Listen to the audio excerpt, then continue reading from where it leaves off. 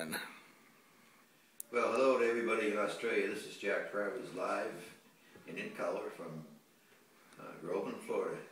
Just want to say hello to all my friends in Australia, my skiing friends and buddies, and especially a big congrats to Brett Thurley. Congratulations on getting in receiving the induction into the Hall of Fame. Well worth it. You've done a lot for the sport, and I'm really happy, really honored to be able to say something about you, and happy for you to be there.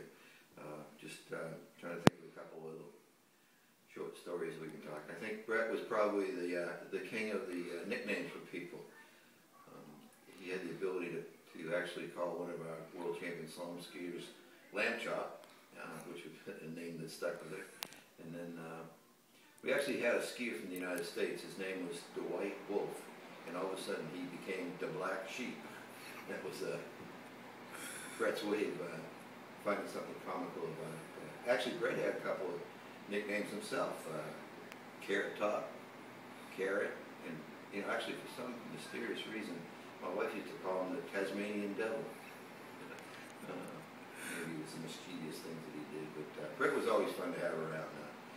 On a more serious side, I always, when my coaches get in the boat, and Brett skied with me for 3 or 4 years back in the 80s, and I would always get in the driver's seat and put one of our coaches in the coach's seat, and I could listen to what they had to say and whatnot. And Brett was not just an excellent coach, but he had a way of coming across really well with the students.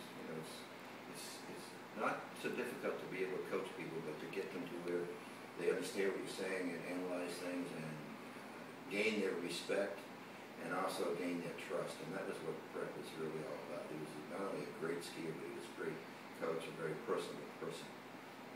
Maybe a lot of people don't realize that long before we had the West Coast style and the one-handed gates, Brett had mastered a technique of pulling out late for the slalom gates and making a sharp turn in and getting great angle, and had mastered it to the point to where he was actually getting more consistent gates than most of his competitors out there.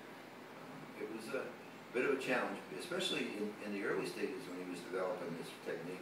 We didn't even have pre-gates, so it was not as easy as it is today, but Brett had mastered it, and it took him right to a world championship. So just like to say, Brett's been great for the sport. I enjoyed working with him. Hopefully he can enjoy this moment and cherish it, because it is truly something that he well deserves. Good luck to you, Brett.